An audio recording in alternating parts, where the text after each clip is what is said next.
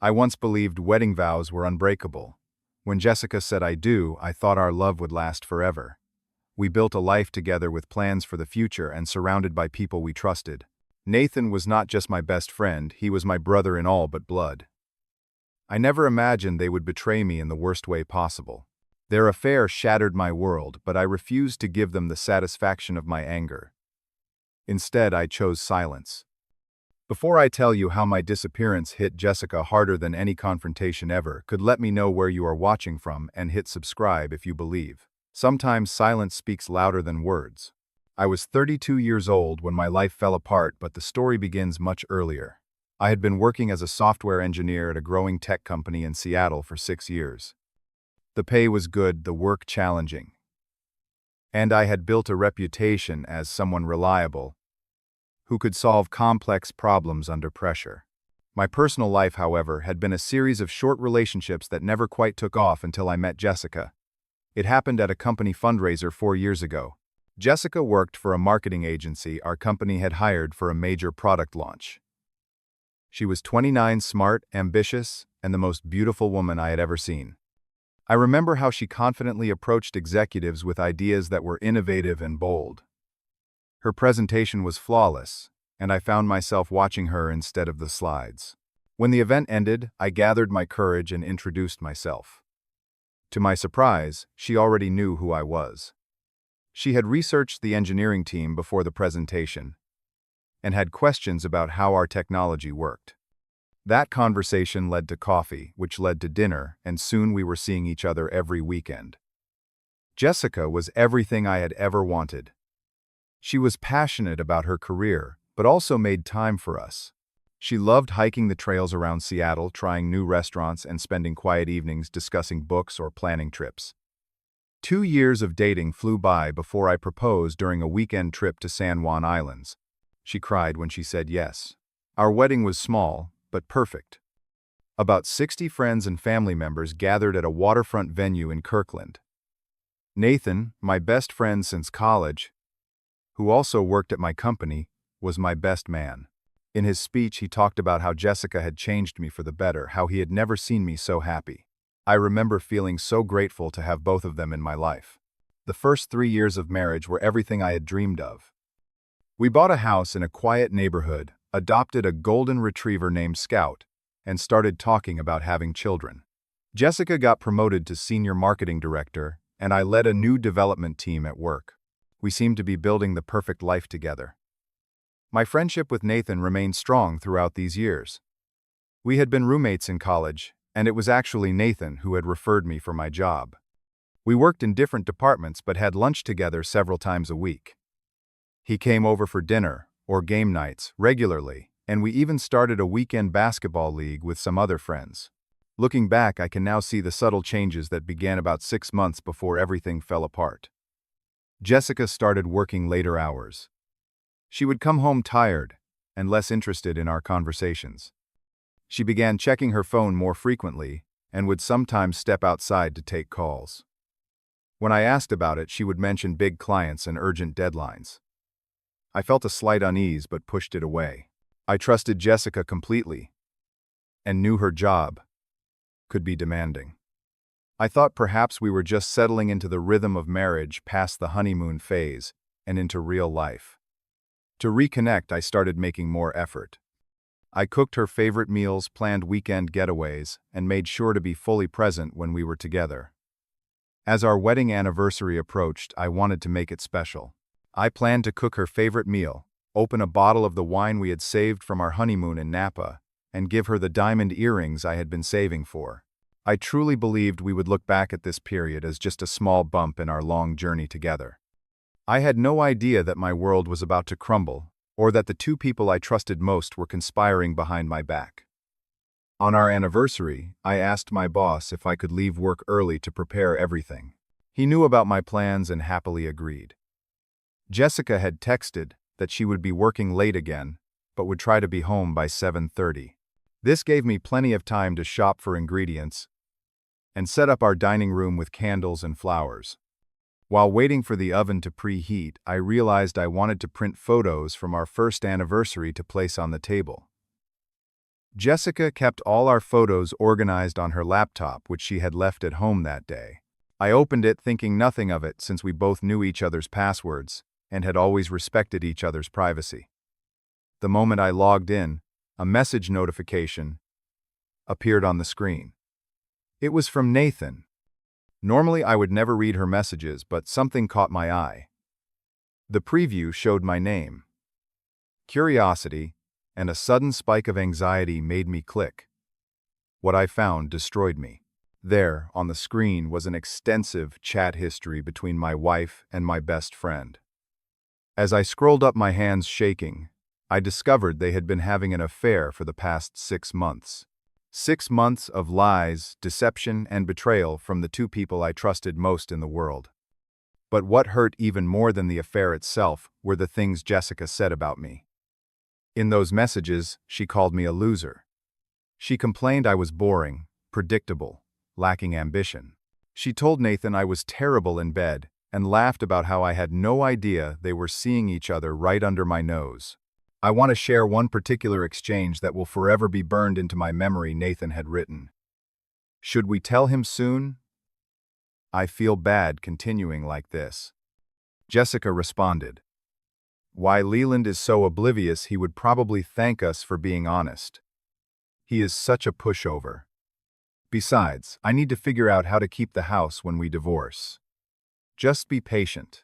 They had detailed plans for their future together. Weekend trips they wanted to take once they no longer had to hide. How they would handle mutual friends after the divorce. They even joked about whether I would still want to be friends with Nathan afterward, because I was just that pathetic. In a hidden folder on her desktop, I found photos of them together. Intimate photos taken in hotel rooms. Selfies from places I recognized where they had been while I was working, or when Jessica had claimed to be on business trips. There was even one taken in our bedroom on our bed while I was away at a conference. The pain I felt was physical. My chest constricted and I could not breathe properly. My vision blurred with tears, and I felt nauseated. I sat there for what must have been hours, reading through months of betrayal, trying to make sense of how the two people I loved most could do this to me. The roast I had prepared was now burning in the oven, filling the house with smoke. It seemed like a perfect metaphor for my life. Everything I thought I had built was going up in flames. I turned off the oven, grabbed my car keys, and left. I could not bear to be in that house anymore, surrounded by pictures of our happiness that I now knew was a lie. I drove aimlessly around the city as night fell, trying to process what I had discovered and figure out what to do next. Jessica called several times, probably wondering why I was not home to celebrate our anniversary. I let the calls go to voicemail. I needed time to think, to plan, to decide how to respond to this ultimate betrayal. I ended up at a hotel near the airport. I could not face going back to our house that night knowing what I now knew. I checked in for one night, though I had no idea what I would do the next day or the day after that. I turned off my phone after seeing 15 missed calls from Jessica and 2 from Nathan. That night was the longest of my life. I could not sleep. My mind kept replaying every moment of the past 6 months, looking for signs I had missed. Had they been laughing at me during our game nights, when Jessica kissed me goodbye each morning? Had she been counting the hours until she could see him? The questions were endless and torturous. By morning, I had turned my phone back on to a flurry of increasingly worried texts from Jessica. "Where are you? Is everything okay? Please call me. I am getting worried. Leland, this is not funny. Where are you staying? I called your office, and they said you left early yesterday. What is going on?" I did not reply to any of them. Instead, I opened my laptop and logged into our shared cloud account. I needed to see if there was more evidence, more pain to uncover. There was. I found more conversations where they discussed their future plans. They were waiting for me to discover the affair so I would file for divorce. They thought I would be so devastated that I would give Jessica whatever she wanted in the settlement. I thought about confronting them. I imagined the satisfaction of seeing their faces when they realized they had been caught. I pictured myself yelling, demanding explanations, perhaps even getting physical with Nathan. But the more I thought about it, the more I realized that was exactly what they wanted. A messy, emotional confrontation that would make me look unstable and give them the moral high ground somehow. No, they did not deserve the closure of a confrontation. They did not deserve to see my pain. They did not deserve anything from me anymore. That is when I decided on my approach. I would not give them what they wanted. I would not play into their hands with a dramatic scene or a messy divorce where they could paint me as the villain. Instead, I would simply vanish from their lives. No warnings, no explanations, no chance for them to justify their betrayal. I spent the second day in the hotel room making plans. First, I called a lawyer and scheduled a consultation for that afternoon. I needed to understand my options and protect myself financially. Then I called my company's HR department and inquired about transfer opportunities. As luck would have it, our Boston office had been trying to recruit experienced engineers for months. I expressed interest and asked how quickly the transfer could happen. Next, I went to the bank and opened a new account at a different institution. I transferred half of our savings into it, which was legally acceptable according to my lawyer. I left enough in our joint accounts to cover bills for several months, as I did not want to be accused of abandonment or financial abuse. I contacted a real estate agent in Boston and explained that I needed a furnished apartment as soon as possible. I was willing to pay a premium for speed and discretion. Within hours, she had sent me listings, and I signed a lease electronically for a one-bedroom unit near my new office. The hardest call was to my parents. I told them a version of the truth, without all the painful details. They were shocked but supportive. I asked them not to tell anyone where I was going, not even if Jessica contacted them. They reluctantly agreed. By evening, I had a flight booked to Boston for the following day, a new apartment waiting, and a transfer to a new office approved. I had opened new email accounts and prepared to deactivate my social media. I had taken screenshots of all the evidence of the affair and saved them securely in the cloud. The plan was set. I would return to the house when Jessica was at work, collect my essential belongings, leave behind evidence of their betrayal, and disappear. No confrontation, no dramatic scenes, no opportunity for them to spin the narrative, just silence. Complete and devastating silence. The next morning, I waited until I knew Jessica would be at work. I drove home, my heart pounding as I parked in our driveway one last time. Scout greeted me enthusiastically at the door, and I felt a pang of guilt that I would be leaving him behind. I knelt down and hugged him, whispering that I was sorry. I moved efficiently through the house, packing only what I absolutely needed. Important documents, irreplaceable family photos, a few favorite books, and enough clothes to get by until I could shop for more. Everything else could be replaced. On our bedroom dresser, I left my wedding ring next to a printed collection of screenshots showing their conversations and photos. No note, no explanation. Just undeniable evidence that I knew everything. Before leaving, I took one last look around the home we had built together. 3 years of memories, all tainted now by their betrayal. I patted Scout one more time, making sure his food and water bowls were full. Jessica might be a cheater, but she loved the dog and would take care of him. At the airport, I deactivated my social media accounts, changed my email passwords, and purchased a new phone with a Boston number. I forwarded selected emails to my new address and set up an auto response on my old one, stating I was unavailable indefinitely. The flight to Boston felt like crossing a threshold to a new life. As the plane took off, I felt a strange mixture of grief and relief. I was leaving behind a life built on lies, but also freeing myself from the people who had betrayed me so callously. During the following days, through mutual friends who were unaware of my situation, I learned about the chaos my disappearance had caused. Jessica had come home to find my ring and the evidence. She had immediately called Nathan in a panic. They had not anticipated this response and had no idea how to react. Jessica went from confused to worried to angry. She called hospitals and police stations thinking something had happened to me. When she found out I had requested a transfer at work, she realized what I had done. She tried everything to contact me. Endless calls and texts to my disconnected number. Emails that bounced back. Messages through friends that went unanswered. She even showed up at my parents' house, but they simply told her they respected my wishes and suggested she do the same. The most satisfying reports came through a colleague who remained loyal to me. He told me that Nathan was terrified I would send the evidence to our company executives. Our workplace had strict policies about relationships between employees and clients, and Nathan had violated them by getting involved with Jessica while her agency worked with us. His fear was justified. Without my saying a word, just by disappearing, I had placed a sword over his head that could drop at any time. As for Jessica, her carefully constructed narrative fell apart quickly. When friends asked why I had left, she initially tried to paint herself as the victim, claiming she had no idea why I had abandoned her. But my strategic sharing of selected evidence with 2 trusted friends ensured the truth spread. Soon, most of our social circle knew what had happened. Through social media updates from mutual connections, I watched as Jessica's life unraveled. Friends took sides, mostly mine.